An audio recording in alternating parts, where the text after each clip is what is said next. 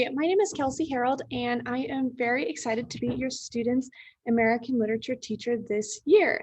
I have a few things I'd like to share with you for our virtual open house, so I'll go ahead and pull up those slides now. The first thing I definitely want to make sure you know, my name is Kelsey Harold, but you might see Miss Cully on your students' accounts or like on their schedule.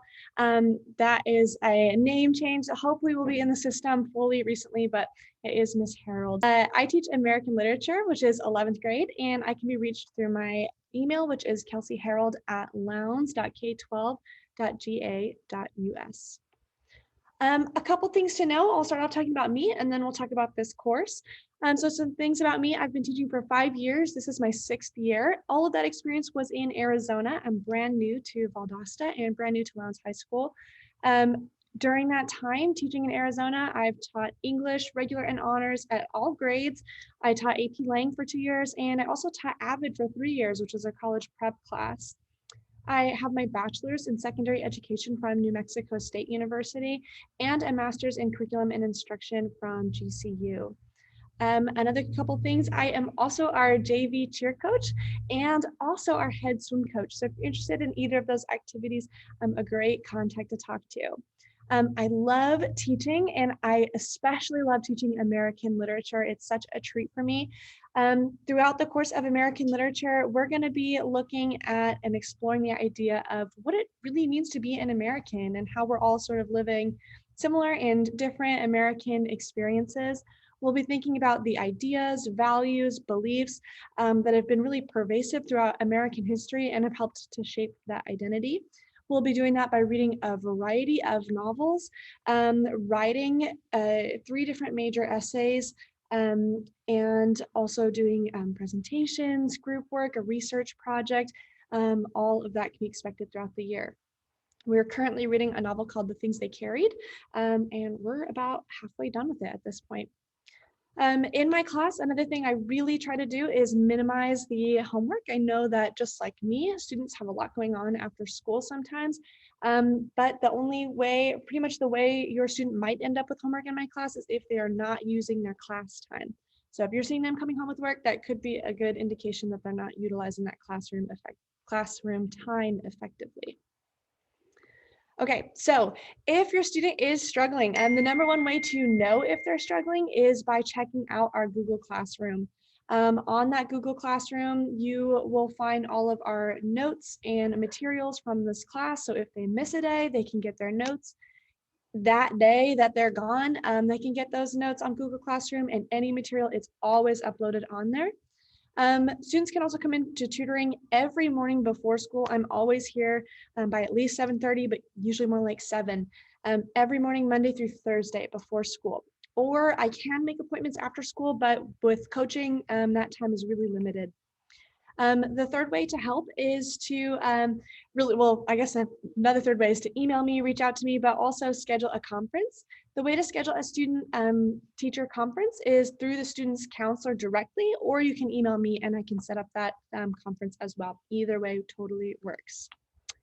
A few quick just reminders. Students do need some materials to be successful in my class. They'll need a binder with 3 tabs: bellwork, notes, and assignments. That binder can be shared with other classes. I'm happy to do that, if they have divided tabs for other classes. But if they don't have that organization system, they're probably going to lose important papers like bellwork and assignments, and really that will cause them to struggle later on. They also need their Chromebook fully charged and functional every day. This is true for pretty much all of their classes, and it is true for mine. We take a lot of our quizzes on our Chromebooks. We do a lot of projects on our Chromebooks. They need to have that to be successful. They also need a planner. This can be physical, it can be digital. There's a lot of apps on their phones they can use, so it doesn't need to be physical, but I really believe that students need a way to keep track of assignments. I'm regularly encouraging them to write down reminders in their planner and teaching them how to sort of manage their own time in that way. Some of the protocols and expectations for my class: be on time, be prepared with your materials, be respectful, kind, and do your best. As long as students are here, it's very important that they're here on time.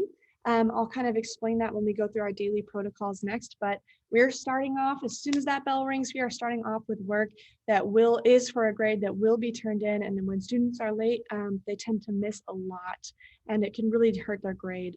So it's very important that students are on time, they're prepared with their materials so they can fully participate in every class, and that they sort of bring their best attitude and they're able to do their best in the class. Here's what our typical day looks like in my class. We'll start with bell work. On Mondays and Wednesdays, we do vocab. Tuesdays and Thursdays, we look at test prep questions. These are for SAT, ACT, and practicing for our EOC, our end of course exam. It's very important that students can perform well in these standardized tests for scholarships, college admission, and also just passing this class. So we do test prep questions, and then every Friday we do a journal response. It's a little bit easier. This is turned in for a grade every 2 weeks. If you see this in Infinite Campus and it's a low grade, that could be because the student is coming in late and they're missing the bell work, or it could be that they are losing their bell work, or they are just simply not doing it. So that's kind of something to look for. This is an easy participation grade that's really meant to help students' grades.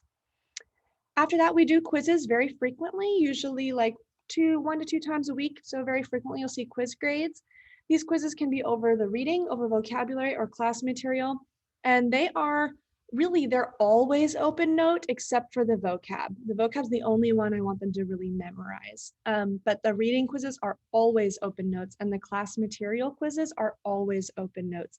So if your student is struggling with the quizzes, the first thing I will tell them is, where are your notes? And if they don't have the notes, that could be why they're struggling. We do take notes usually after that, after our bell work and then a quiz. We'll usually take notes, we'll do reading, or we'll do class assignments, or all three. I like to break up the blocks a lot. If we're doing notes, again, those will be tested on a quiz, and the quiz is open note. So there's really no way to fail it unless you just don't take notes. Then we'll do reading. Right now we're reading the things they carried. Sometimes students are reading individually, sometimes I'm reading to them. It sort of varies depending on the chapter or occasion. And then after that, we'll have class assignments. This can be presentations, research projects, writing assignments. It just depends on the project that we're working on at that moment. Here's a few important dates to know. The first one is our unit exam. We have our first unit exam coming up. It will be September 14th. That's a Tuesday. We'll be covering everything we've done from the first day of school, really, which is studying fictional narratives, citing textual evidence, tracing theme in a text, and understanding figurative language and its impact on especially theme in the text itself. Our 9-week grade reports go out on October 12th. That is our halfway point through the semester. Our grades they continue throughout the semester. It's not like it stops at the midterm, but it is a good time to kind of really look at your students' grades and see how they're doing, since that is the halfway point.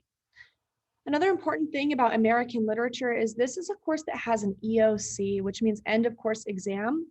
That end of course exam is standardized across all 11th grade or 11th graders, and it's worth 20% of their final grade. The EOC testing dates are December 6th, 7th, and 8th. It's very important that your student is there for those dates to take that EOC. There is no way to exempt out of the EOC. It has to be taken.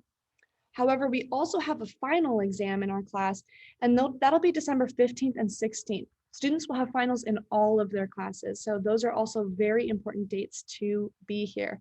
Students can typically exempt out of their final exams if they have less than 3 absences, less than 3 tardies, and have a 90% or higher in the class. That's all for my class. Hopefully that was helpful. If you have any more questions or concerns or comments for me, please feel free to reach out through email, and I'd love to start that communication with you. Thank you. Bye.